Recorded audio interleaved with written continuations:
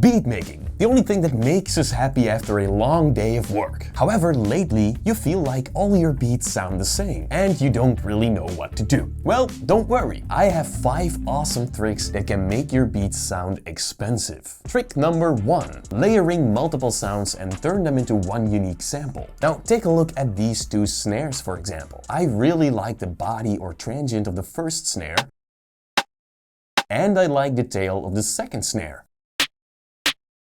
Well, why not merge them together? You can literally merge them together by holding down Alt on your keyboard and then dragging the second sample into the first one. Then this crossfade will appear. That's exactly what you need. Now if you play it back, you merged the snares, but now let's fine-tune it. To do that, we're gonna play around with the crossfade. I don't really need the tail of the first one, so let's drag it to the left. And I don't really need the transient of the second sample, so let's turn that down as well. Now it's just a matter of going back and forward with these points in the middle to make the samples flow into each other. Play around with the gain of the individual samples as well, and look at this beautiful waveform. You just created a brand new snare. By the way, when you're buying sample packs online, watch out, because this is how some YouTube beat makers make their sample packs and then try to sell it to you. Only trust from people you buy. Only buy from people you trust, or you can just use Splice or something. Trick number 2. So here I have a simple beat I created. And I used one of my old 808 loops, but now what if I want to add a slide? Yeah, I'm not gonna recreate this entire pattern all the way in the piano roll. So a cool way to do this is by first making a selection in the playlist. On top, right-click and drag to create a selection at the location where you want the 808 to slide.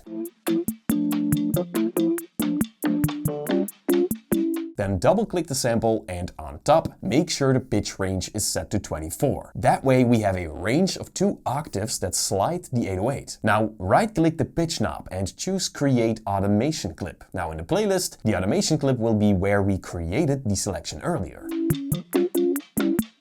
Now in the automation clip, right-click in between those 2 points to create a third one. Then drag that one all the way to the right. Hold down Alt and drag the last one back to the end. Now you can play around with the middle point and tweak until you have a slide sound you like.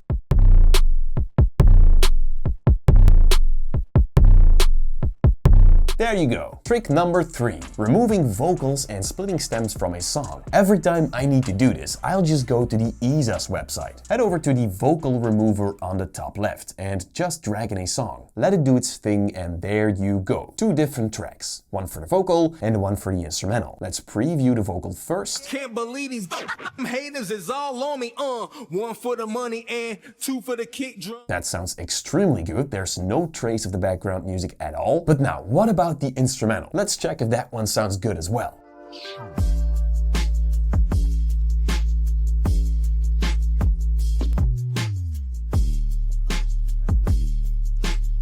Yeah, this sounds amazing. The thing that you can also use the enhanced processing feature. This one uses more aggressive AI to enhance the vocal or instrumentals. I never really ended up using it because the normal one just works fine for me. Now there are a few extras. As you can see, it also detected the BPM, which you can also change if you want, and the key of the song, which is also adjustable. Very nice bonus. Now all you gotta do to go back to FL is click the export button and download your files right here. As you can see, you also have so many other tools in here you can try out. I'll leave a link for you guys down below if you want to check it out for yourself, and definitely let me know what you think. Time for trick number 4. Putting glue in between your drums, but then digitally, of course. This is called parallel compression. Parallel.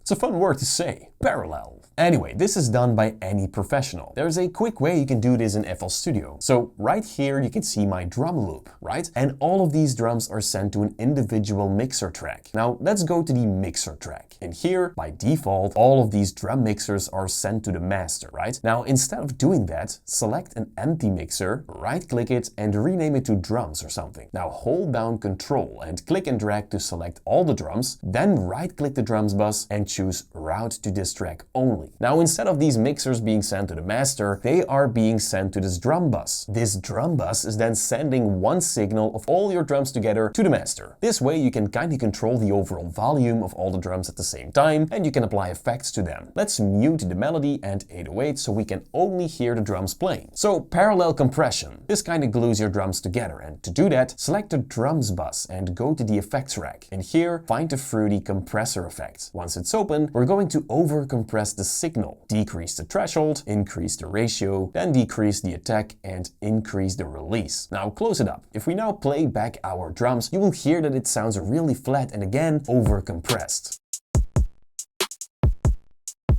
That's not what we want, so to fix that, turn down the mix knob of the compressor effect. Increase it just a little bit.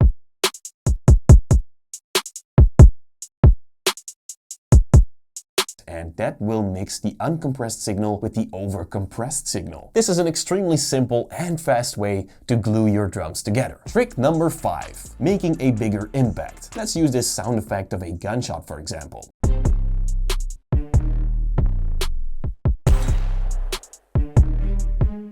Sounds cool. Well, if you duplicate it, open up this sample menu and choose Make Unique. That way the adjustments we're gonna make to this clip won't be applied to the other one. Okay, now double click the unique sample and in the sample property panel, click the reverse button. If you place this before a chorus hits, for example, the chorus will hit much harder.